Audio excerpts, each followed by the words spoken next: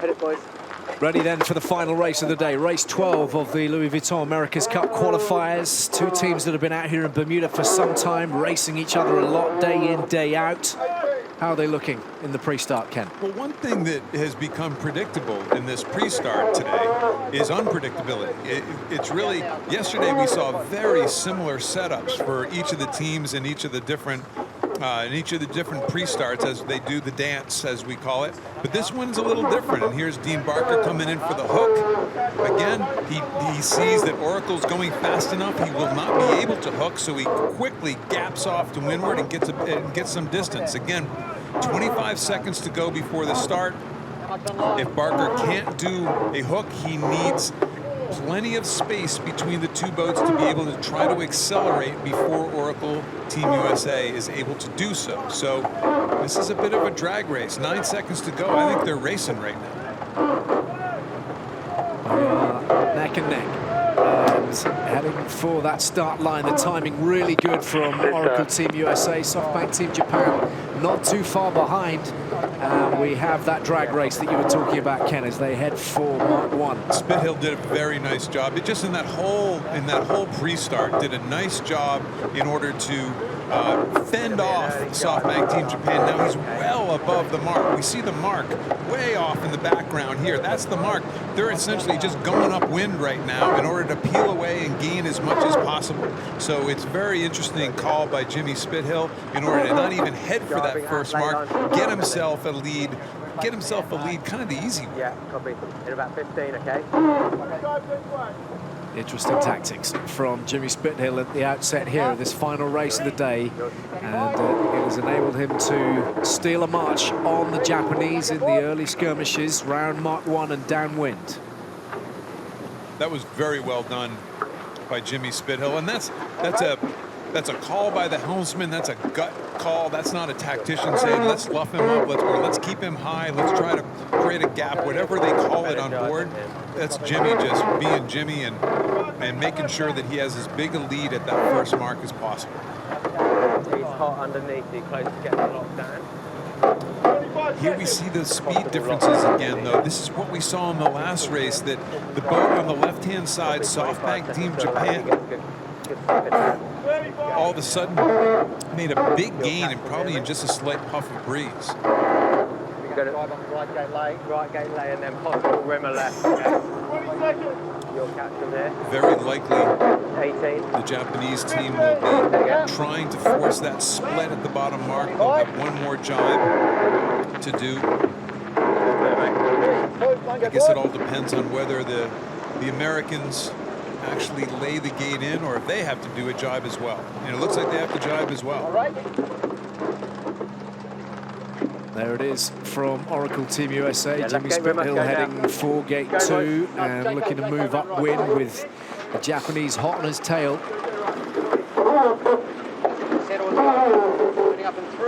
Now, some people will wonder why SoftBank Team Japan didn't split right there. And Joey, I'm guessing is because if you do too many maneuvers in a row, you run out of hydraulic power and get yourself in trouble. Yeah, that's exactly right, Ken. And it was a really nice setup there from Oracle to sort of get Japan going this way. So they both had to turn right. So they're in effect saying, look, you guys can split, but you're going to have to pay for it by doing an extra maneuver. Speed coming quick now. No wider. Very strong on him. 24, 23 and a half. In talking to a couple members of Oracle yesterday, and Joey, we got you right here, it didn't sound like everybody was happy with their tacks yesterday, and that tack was a little slow as well. 25 to boundary. Big gains for him there. I think for the time being, Want to get out of here? worth mentioning, I'm afraid the cameras on board Oracle Team USA are not functioning for us just at the moment, so we're concentrating for now on SoftBank Team Japan when we are on board. We're going to tack over onto starboard tack, and I'll tell you what, they're going to be very close to getting a piece of the Americans. Yeah, very slick operation. The Americans coming tearing across in front. Tack right directly on top of the Japanese rather than going in all the way to the border. to the boundary. They decide to use that wing wash right on top of the Japanese. We'll see if the Japanese are forced to do 2 tacks and get out of that position, but that is not a good position for them. And there you see them tacking.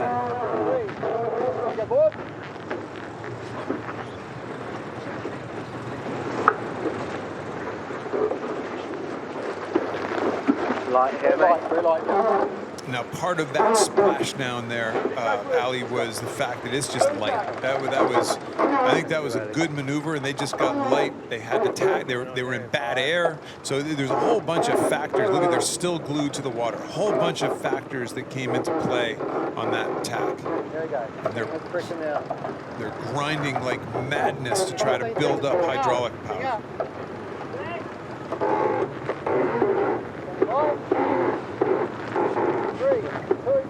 So these two boats, very much of a similar structure. Just exactly, I'm intrigued by this notion that they're hot competitors. They want to win more than anything else, Kenny, and yet still they've agreed, or they previously agreed, to make sure that they could work together for the benefit of each other, I suppose. So how does that dynamic work? Oh, it's working within the rules, first of all, and the protocol, and how they had to set up the teams and what the rules allow that teams can actually share or not share. But I think in this case, this is a situation where the Japanese and SoftBank have wanted to be in the America's Cup, and Oracle Team USA made it really enticing for them to come in. Hey, come play with us and we'll help you out, and hopefully the Japanese are around for a long time. I mean, that's really the goal. That's the goal of Russell Coates and his whole team. They want teams around for a long time.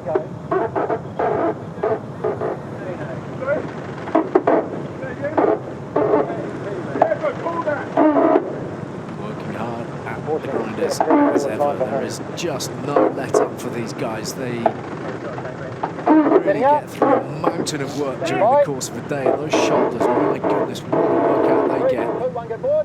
Understand that a lot of the teams, they have to go in for not just to the gym early morning for regulation cardio work, but to get those shoulders loosened up. Otherwise, you can imagine the repetitive nature of that exercise is really going to do some damage over time. You know, my lower back was starting to hurt here in the chair in the booth. You know, I was starting to feel sorry for myself. But now that you mention it, I think these guys might have a little tougher than we do. Well, it's prehab, isn't it? The notion of kind of Prehab. trying to make sure that you alleviate any kind of trouble by taking action in advance. So the wind speed just dropping down a little bit, seemingly. And as we've been describing through the entirety of the afternoon, very patchy. Real tester for the tacticians and everybody on board to try to get to grips with it. But the USA seemingly have got to grips with things very quickly here in Bermuda. They are stretching away from the Japanese, and they are looking in pretty good order right now. Just that one defeat thanks to Nathan Outridge's Swedes. How much of an advantage, meaningful advantage, Kenny, would that give to them if they could snaffle that bonus point effectively and head straight to the match, 1-up? Oh my goodness, it would be huge, and you know that is a major part of what the American team is thinking. If they can win this series, they take a win into the finals, or actually they take a win off the others, don't they? The other starts with a -1. So, by the way, this is a leg. That last upwind leg for Oracle Team USA was a mix of wind shifts and classic match racing. They absolutely planted it on SoftBank Team Japan a couple times in order to use that wing wash and get them out of sorts. Not only out of wind, out of the wind direction, out of the wind shifts, but they've been grinding a lot. They had to get low on power, which might have affected how the boat could actually sail. 20 seconds setting up. The speed still decent from the Japanese, but they are a long, long way back currently. Just look at that distance. Fabulous view from overhead. And the defenders just looking very, very slick indeed. A little bit close to the boundary edge, but it's all carefully monitored. They have the software on board, clearly, Ken, to make sure that that boundary is never an issue. That is exactly correct. Not only they have lights, but they probably have their own software to tell them exactly where the boundary is set up for the day. That's plugged in through the software, all done through GPS.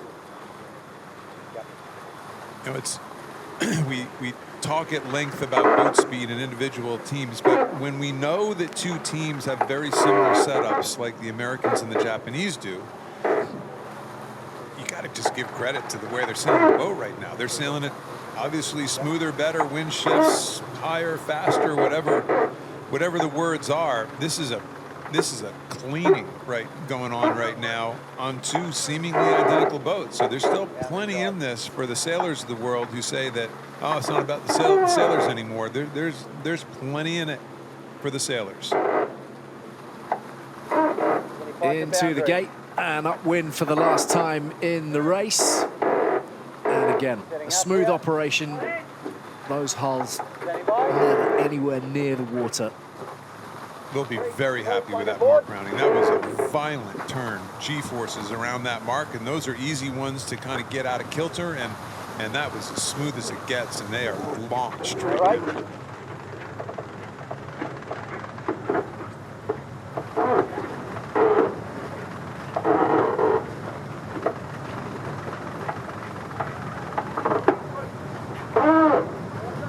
Tale of two crews at this point. Japanese heading one way and the USA heading for victory in the other by a pretty sizable margin at this stage. There's going to be some disappointment for Dean Barker and the rest of his crew today, taken out by the Kiwis in the third race of the day. One poor tack really costing them on the third leg. You know, the Japanese kind of, I'm not saying it's time to look over their shoulder, but they only have one win. The French only have one win. You can't count anybody out at this stage. 25 to boundary, good pressure on the boundary. They've had their chances and have let a few leads get away, and 15, you know, heading up. Got some soul searching to do. 25. 3, 2, 1, go board.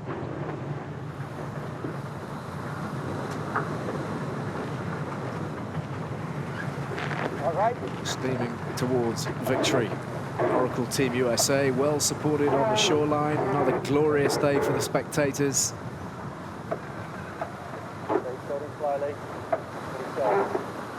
Worth mentioning too, Ken, the motion of these qualifiers with one team heading home, disappearing out of the equation, not part of the Challenger playoffs.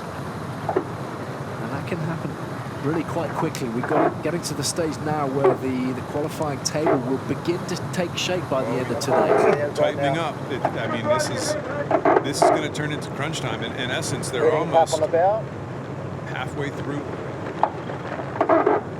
the event. 40 to boundary with us.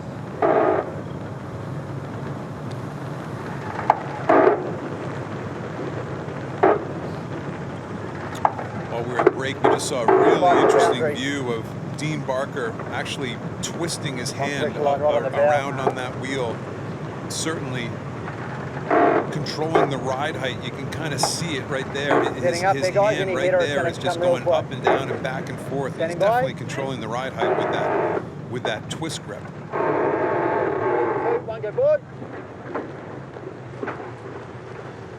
Got a good pressure out of us. All right. Okay.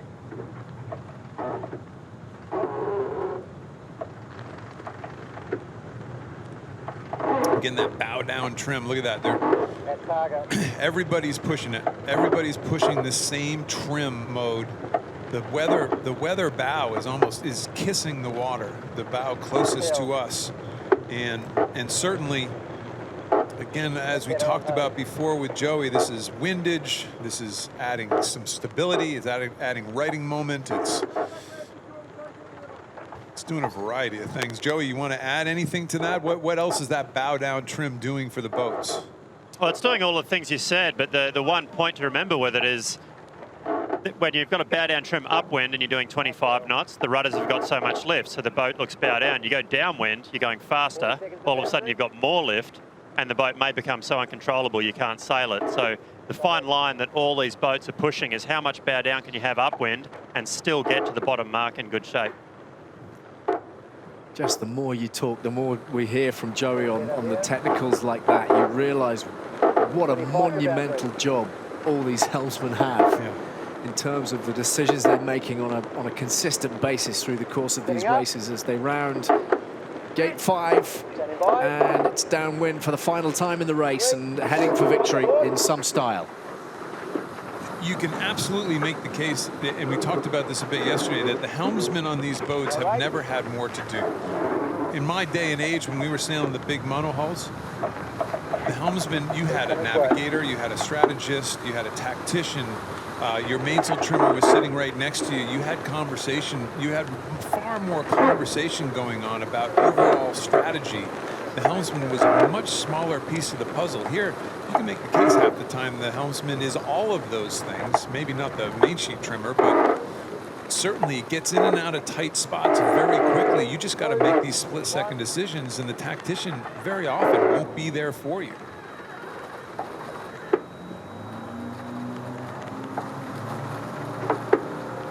Got 30 seconds to boundary with us. Go. They setting up?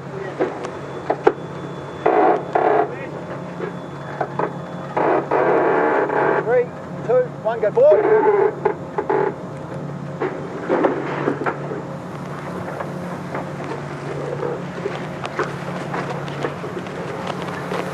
Big lead. Yeah, it looks like, I mean, we're sitting here waiting for something to look dramatic because the lead is so dramatic. And this is a slick operation. Just a couple little mistakes and maybe a wind shift or two, and all of a sudden things went bad.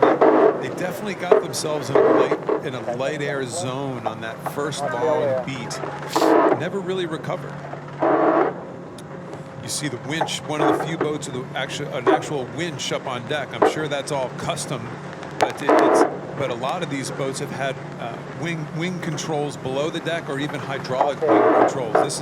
They actually have a rope on that boat. There the lead is steaming along the Great Sound here in Bermuda. It's a wonderful sight, and they will be feeling very, very content.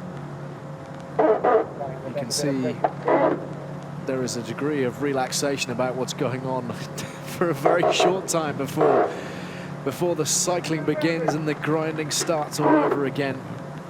Tom Slingsby all the way in the back of the boat there on his cycle downwind. That's become fairly common sight. They want to get their weight back aft, so they're actually carrying some extra grinding equipment, that extra weight of the grinding equipment in the back of the boat in order to get Tom Slingsby's weight all the way aft. That, of course, the most obvious of the differences between the two boats in terms of what we were talking about before, the design collaboration, the way they've worked together. Japanese don't have that cycler in the back. The Americans are sticking with that policy. And they don't look winded. I mean, like we talked about at the beginning of the day, the fitness level on all these boats, on all these teams is incredible. But this is their third race of the day. Kind of the weird scheduling glitch. The French only racing once today, and the Americans racing 3 times today. They don't look tired to me. They look like they're just fine. Thank you very much. And the catch-up game proving just too much for Dean Barker and SoftBank Team Japan. Day is going to end in disappointment for them. But what a finish from the Americans. And in actual fact, what a start from them, because right at the outset, a masterclass in match racing from Jimmy Spithill. 3rd race win. Should make that 5 in total. They've just been in fine form and really driving home the advantage from early on, Ken. It's going to be disappointing for the Japanese. Just one win alongside the French, and in a degree of peril, I think we can say that even at this early point. Well, absolutely. We saw the French come out of the blocks this morning and beat one of the absolute favorites in Artemis. So nobody's a pushover at this stage. That French race, I think, really opened a lot of people's eyes. And if you're Dean Barker right now, you're going back in with only one win in the series so far, and a game to spare. And the French are actually, you know, they still have one race in the palm of their hand. So, yeah, this is, somebody's going home.